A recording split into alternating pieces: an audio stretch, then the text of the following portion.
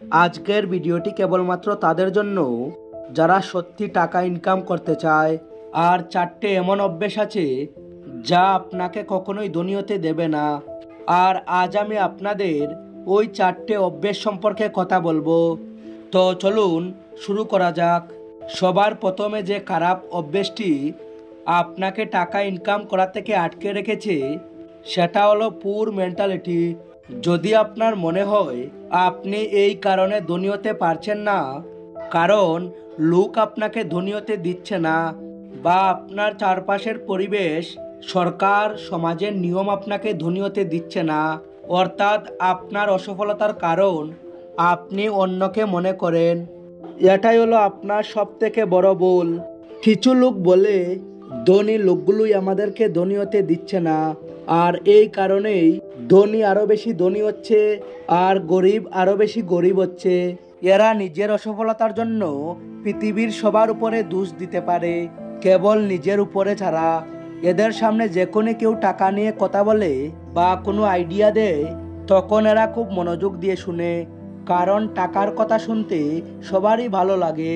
কিন্তু যখনই সেই কাজটি করার সময় আসে, তখন এরা বলে এইসব করে কিছুই হবে না। এইভাবে কেউ কখনো ধনী হতে পারে না। না জানি ধনী লোকগুলো কি করে, তাহলে বলবো ধনী লোকগুলো তেমন কিছুই করে না। সফল হবার যে নিয়ম তা অনেক সহজ আর সবার জন্য একই।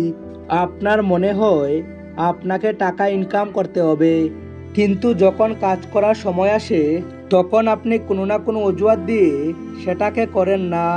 আর সব শেষে নিজেকে এটাই বলেন যে আমি যেখানে আছি, যেমন আছি ঠিকই আছি। আর অনেকে তো সারাদিন টাকা টাকা করে, কিন্তু দিনের শেষে নিজের সিদ্ধান্ত বদলে নেয় আর বলে কি হবে এত টাকা নিয়ে, একদিন তো সেই কালিয়াতেই চলে যেতে হবে। তাহলে কেন ভাই সারাদিন টাকা টাকা করছিলে? এই যে মানসিকতা, এটা থেকেই আপনাকে বেরিয়ে আসতে হবে। আর অনেকেই বলে ধনী হয়ে কি হবে, একবার ধনী হয়ে গেলে সে সব সময় তো কেবল টাকার কথাই ভাববে। তাহলে আমি তাদের বলতে চাই, টাকা সম্পর্কে সে বেশি চিন্তা করে না যার কাছে কোটি কোটি টাকা আছে, বরং টাকার চিন্তা সেই করে যার কাছে টাকা নেই। তাই এই যে পোর মেন্টালিটি, এখান থেকে আপনাকে বেরিয়ে আসতে হবে। কখনোই এটা ভাববেন না যে টাকার কোনো দরকার নেই, বরং নিজেকে সবসময় এটা বুঝান যে টাকার অনেক দরকার আছে। এরপর 2 নম্বর যে খারাপ অভ্যেসটি আপনাকে ধনী হতে দিচ্ছে না সেটা হলো রেট রেস, অর্থাৎ বীরের মধ্যে চলা, একে অপরের পিছনে চলা। আর এই বীর কোনটা জানেন? জব, চাকরি। এটা অনেক বীর একটি রাস্তা যেখানে মানুষ ধনী তো হতে চায়, কিন্তু ভাবে চাকরি করেই আমি ধনী হয়ে যাব। চাকরি এমন একটি জিনিস যা মানুষকে না ধনী হতে দেয় না গরিব হতে দেয়। আপনি হয়তো ভাবছেন আমি এমনটা কেন বলছি, তাহলে আমাকে বলুন, এমন কতগুলো বিলিয়নার আছে, কতগুলো মিলিয়নার আছে, কতগুলো কোটিপতি আছে যারা চাকরি করে ওই লেভেলে পৌঁছেছে। একজনও নয়। যারা ওই লেভেলে পৌঁছেছে তাহলে সে চাকরিকে ছেড়েই পৌঁছেছে। ধনী লোকের নামের পাশে থাকে ফাউন্ডার, ক্রিয়েটর, অন্টারপ্রেনিউর। আর এরা ধনী হবার জন্য এদের ব্রেনকে ইউজ করে আর অন্যদেরকে নিজের জন্য কাজ করায়। আর এরা যে কাজটি একা করতে পারতো সেই কাজটিকে আরো বড় করার জন্য অন্যদেরকে কাজ করায়। আর যে এই চাকরির মধ্যে আটকে যাবে আর ভাববে চাকরি করেই আমি ধনী হয়ে যাব, তাহলে সে কোনোদিনই ধনী হবে না। কারণ আপনি জব করলে আপনি ধনী হবেন না, বরং ধনী সে হবে যার জন্য আপনি জব করছেন। যদি আপনি কোনো জবে 1 লক্ষ টাকা মাইনে পান, তাহলে একবার ভাবুন কেন আপনাকে 1 লক্ষ টাকা দিচ্ছে, কারণ আপনি তাকে কোটি টাকা কামিয়ে দিচ্ছেন। তাই আপনাকে এই মানসিকতাটাও পাল্টাতে হবে যে কেবল জব করে আপনি ধনী হতে পারবেন। এরপর 3 নম্বর যে খারাপ অভ্যেসটি আপনাকে ধনী হতে দিচ্ছে না সেটা হলো সিকিউর লাইফ, অর্থাৎ আপনি যদি একটি সেফ লাইফ চান, লাইফে কোনো রকমের রিস্ক নিতে না চান, তাহলে আপনি কোনোদিনই ধনী হতে পারবেন না। সহজ ভাষায় বললে আপনি যদি আপনার কমফর্ট জোন না ছাড়েন, আলাদা কিছু না করেন, তাহলে আপনি ধনী হতে পারবেন না। যেমন ইলন মাস্কের 3টি রকেট ফেল হয়ে যায়, আর চতুর্থ রকেটটার জন্য ওনার কাছে পর্যাপ্ত পরিমাণের টাকাও ছিল না।